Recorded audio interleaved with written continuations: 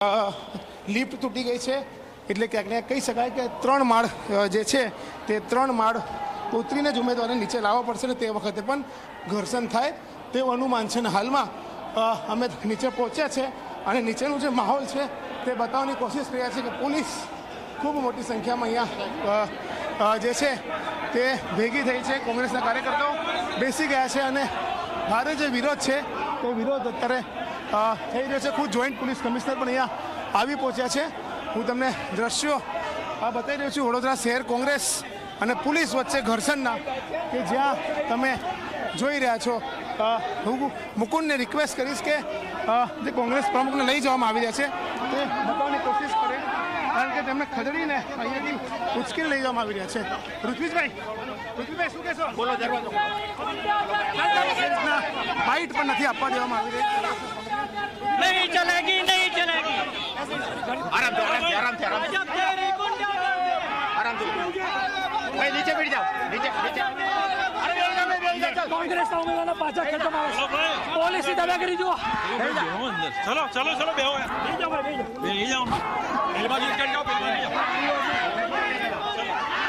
જે રીતના કોંગ્રેસ પ્રમુખને પોલીસ દ્વારા અટકાયત કરવામાં આવી છે।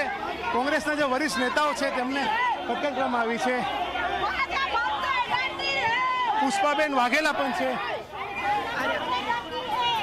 જે રીતના કોંગ્રેસના લોકો ગાડી રોકીને ઊભા થઈ ગયા છે। આપ જોઈ શકો છો કે કઈ રીતના ભારે ઘર્ષણ જે છે તે થઈ રહ્યું છે। પોલીસ અને કોંગ્રેસ વચ્ચે પ્રમુખને લઈ જવામાં આવ્યા છે અને હવે જે કાર્યકર્તાઓ છે તે કાર્યકર્તાઓને પણ અહીંયાથી ગાડીમાં બેસાડીને ખદેડવામાં આવી રહ્યા છે। જેસીપી છે આપણે તેમની સાથે વાત કરવાનો પ્રયાસ કરીશું। જોઈન્ટ પોલીસ કમિશનર છે તેમની સાથે વાત કરવાનો પ્રયાસ કરીશું કે કઈ રીતના જે જોઈન્ટ પોલીસ કમિશનર અહીંયા પહોંચ્યા છે તેઓ શું કહી રહ્યા છે તેમનું શું કહેવું છે। આપણે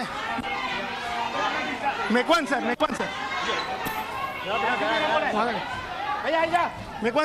શું કહેશો? પોલીસ પર આક્ષેપ છે કે પોલીસની હાજરીમાં ફોર્મ પાસ કરવામાં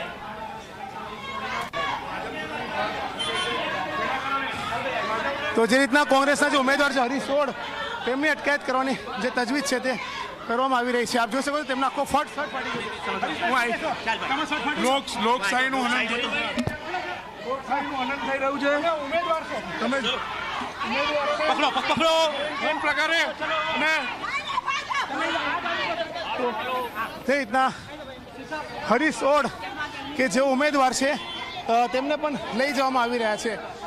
પોલીસ દ્વારા તમામ લોકોની અટકાયત કરવામાં આવી રહી છે એક બાદ એક। શિવાની ડે છે જે ઉમેદવાર છે આપના જ વોર્ડના ઉમેદવાર અત્યારે ફોર્મ પરત ખેંચવાયા તમે રોક્યા પોલીસ વચ્ચે ઘર્ષણ થયું તમારી સાથે ઘર્ષણ થયું શું કહેશો? હા પોલીસ ભૂલી જાય છે કે પોલીસ બધા માટે છે કોંગ્રેસ માટે પણ છે ને ભાજપ માટે છે ને અમારી જે કેન્ડિડેટ છે એ પાછા લેવા આવી છે ફોર્મ એમને પ્રોટેક્શન આપીને ચૂંટણી જે અધિકારી છે ત્યાં સુધી પહોંચાડ્યું છે અને તમે જોઈ શકો છો અમારો પર કેવી રીતે બર્બરતા થઈ છે। બર્બરતા કરવામાં આવી છે શું કહેશો બેન? ખેંચતાણ થઈ છે પોલીસ સાથે? અરે આ પોલીસ છે ને ખાલી ભાજપનું જ કામ કરે છે। પુષ્પાબેન શું કહેશો? આ દીકરી જે કોંગ્રેસ પક્ષમાં ઉમેદવારી નોંધાઈ એણે એવું કીધેલું કોઈ પણ સંજોગોમાં હું ફોર્મ પાછું નહીં ખેંચું। આજે ભાજપના તમામ મળતિયાઓ 2 નંબરના વોર્ડના રૂપિયા બનાવીને બેઠા છે। એ લોકો જબરજસ્તીથી દબાણ આપીને અને છોકરી રડતી સહી કરે છે એને નથી લડવું એને નથી ફોર્મ પાછું ખેંચું તોય પાછું ખેંચાઈ રહ્યા છે। લોકશાહીની હત્યા છે કાળો દિવસ છે। ભારતીય જનતા પાર્ટી બહાર હારી ગઈ છે એટલે આવી રીતે કોંગ્રેસના ઉમેદવારોને બહાર લઈ આવી રીતે ગુમરાહ કરી દે છે અને જબરજસ્તીથી ફોર્મ પાછું ખેંચાવાના ધંધા ચાલુ કરે છે એમાં પોલીસ સહભાગી છે। શું લાગે છે પરિણામ આના પર શું અસર થશે જનતાની? હું વડોદરા શહેરની જનતાને કહેવા માંગુ છું કે જાગો આવે આ ભાજપવાળા તમે એને નથી જીતાડવાના એટલે આવી રીતે લોકોને દડાઈ ધમકાઈને આ ફોર્મ પાછા ખેંચાવડાવે છે। દડાઈ ધમકાઈને ફોર્મ પાછા ખેંચાઈ રહ્યા છે। જાગો હવે તેવી પ્રકારની માંગણી કોંગ્રેસના ઉમેદવાર પુષ્પાબેન વાઘેલા કરી રહ્યા છે અને હાલમાં નિકુલ પટેલ જે છે તેઓ કોંગ્રેસના ઉમેદવાર છે વોર્ડ 1ના નિકુલ પટેલ હા મારું ઉમેદવાર તરીકે મારા 3 વાગ્યાની મીટિંગ છે, પ્રેસ પ્રતિક્રિયા આપી રહી છે, તો મારી પ્રતિક્રિયા તો આપી. આ બહાર જાઓ 3 વાગી ગયા ભાઈ હવે. પણ મારી મીટિંગ છે 3 વાગે. આ બહાર જાઓ 3 વાગે નામાંકન. બહાર જાઓ ભાઈ તમે 3 વાગી ગયા છે 3 વાગે મારે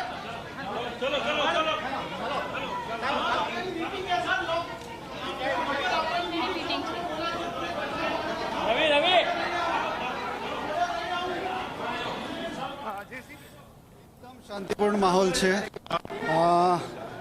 કોંગ્રેસના અમુક કાર્ય રસ્તો રોકવાની આગળ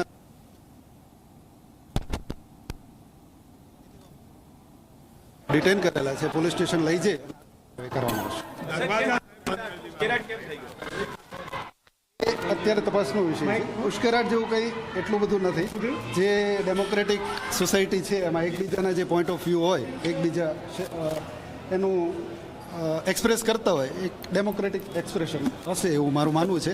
તેમ છતાં પોલીસ સ્ટેશનમાં અમે પૂછપરછ કરી અને આગળની કાર્યવાહી કરીશું. ડોક્યુમેન્ટ લઈ લીધા હતા ને એ ફાળવામાં આવ્યા છે ક્યાં?